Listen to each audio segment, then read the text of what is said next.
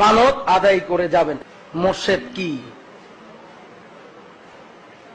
মুর্শেদ হচ্ছেন এমন একজন মহামানব যিনি মুরিদকে মঞ্জিলে মকসুদে পৌঁছাইতে সক্ষম। মুর্শেদ হচ্ছেন এমন একজন মহামানব যিনি মুরিদকে আল্লাহকে পাওয়াইতে সক্ষম। মুর্শেদ হচ্ছেন এমন একজন মহামানব যিনি মুরিদকে রাসূলকে পাওয়াইতে সক্ষম। এমন মুর্শেদের কদমে আসার সুযোগ হয়েছে যাকে কিনা আল্লাহ দুনিয়াতে কোন ওলি আল্লাহ কোন নবী রাসূলকে এত উচ্চ র্যাঙ্ক দেন নাই। দুনিয়াতে কোন ওলি আল্লাহ কোন নবী রাসূলকে এত উচ্চ র্যাঙ্ক দেন নাই। দুনিয়াতে কোন ওলি আল্লাহ কোন নবী রাসূলকে এত উচ্চ র্যাঙ্ক দেন নাই। দুনিয়াতে কোন ওলি আল্লাহ কোন নবী রাসূলকে এত উচ্চ র্যাঙ্ক দেন নাই।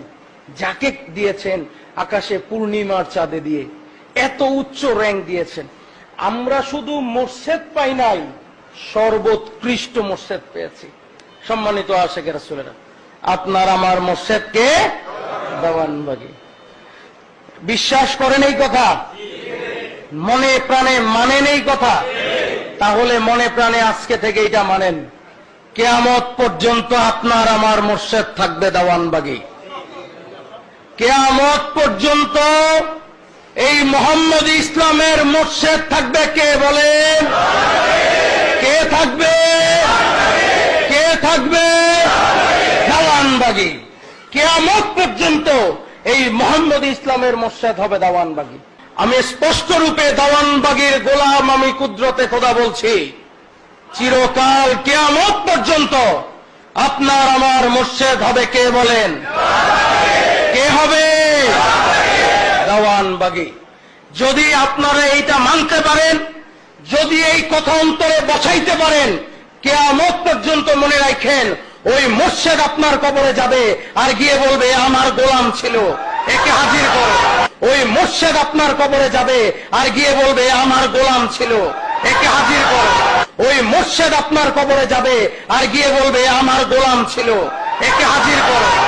সম্মানিত আশিক রাসূলেরা, মুক্তি দেওয়ার ক্ষমতা আমার নাই।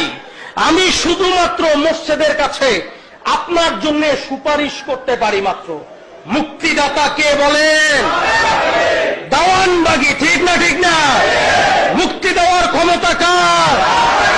মুক্তির সুপারিশকারী কে? আল্লাহর কাছে সুপারিশকারী কে? আল্লাহর কাছে সুপারিশকারী কে? আল্লাহর কাছে সুপারিশকারী কে? মনে থাকবে, যদি এই কথা চিরকাল অন্তরে রাখতে পারেন, বেঈমান হবেন না।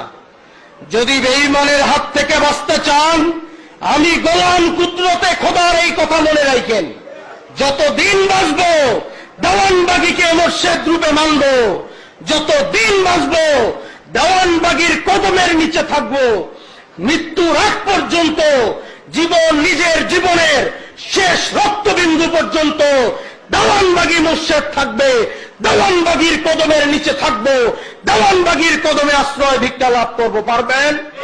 কারা কারা পারবেন? হাত উঠান।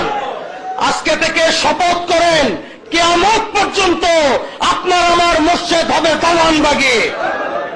বলেন, কিয়ামত পর্যন্ত আমাদের মুর্শেদ হবে দেওয়ানবাগী। দেওয়ানবাগীর কদমে কিয়ামত পর্যন্ত আশ্রয় চাই। দেওয়ানবাগীর কদমে জীবন মরণ সঁপে দিতে চাই। দেওয়ানবাগীকে মনিব রূপে গ্রহণ করলাম, দেওয়ানবাগীর গোলাম হইলাম। হাত নামান। ভাইরা আমার, যদি ওই মুর্শেদকে নিজের অন্তরে বসাইতে পারেন, দেখবেন মরণের সময় ওই রাসূলরে নিয়ে আইসা মুর্শেদ বলবে, এ আমার আশিক রাসূল, আমার কদমের নিচে তারে ঠাই দিলাম।